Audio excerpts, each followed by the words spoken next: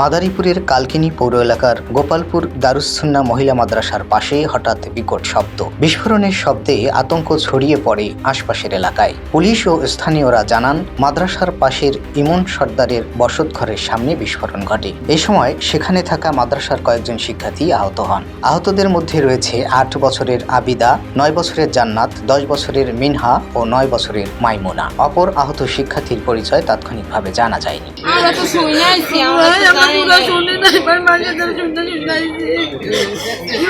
আমরা প্রথমে ভাবছিলাম সিলিন্ডার বাস্ট, পরে দেখছি যে না সিলিন্ডার না, এটা বোম বাস্ট হয়েছে, বোম রাখছে মাদ্রাসার ভিতরে।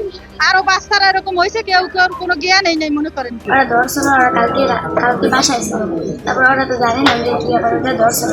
তারপরে বলছে কি ওটা দৌড়ো না, সবাই ক্লাসে এসো। তারপর ওরা বলছে কি আমরা আইতাছি, তারপরে ওরা কি জানি খাইছে, তারপরে এটা কাটতে গেছে।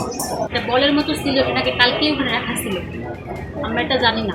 বাচ্চারা কালকে কাজের লোকের হাতে দেখছে, কাজের লোক ছিল, বাড়িওয়ালাও ছিল, তারা দুইজনে একটা দেখছে ধরে শোনা, ঠিক আছে, ওরা দেখছে কাজের লোক ওখানে রাখছে।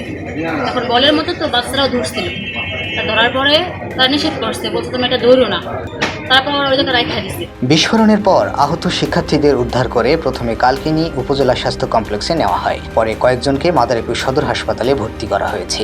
খবর পেয়ে ঘটনাস্থলে যায় কালকিনি থানা পুলিশ। বিস্ফোরণের কারণ ও কী ধরনের বিস্ফোরক ব্যবহৃত হয়েছে তা খতিয়ে দেখা হচ্ছে। ঘটনাস্থল পরিদর্শন করে পারিপার্শ্বিক অবস্থা বিবেচনা করে আমরা দেখি যে আসলে এখানে ককটেলের বিস্ফোরণ ঘটেছে, আলামতও পেয়েছি, এবং চারজন মেয়ে শিশু যারা এই মাদ্রাসারই ছাত্রী তারা আহত হয়েছে। এর মধ্যে একজনের অবস্থা আশঙ্কাজনক, তাকে ঢাকায় হাসপাতালে রেফার করা হয়েছে। আমরা ইনভেস্টিগেট করে এর পিছনে কারা আছে, এই বল সদৃশ বোমা কে রেখেছে, এবং এই যে বাচ্চাদের, ছোট শিশু বাচ্চাদের আহত হওয়ার পিছনে কারা মূল, তাদের আমরা খুঁজে বের করব, এবং অবশ্যই আমরা আইনগত ব্যবস্থা যা নেওয়ার আমরা অবশ্যই নেব।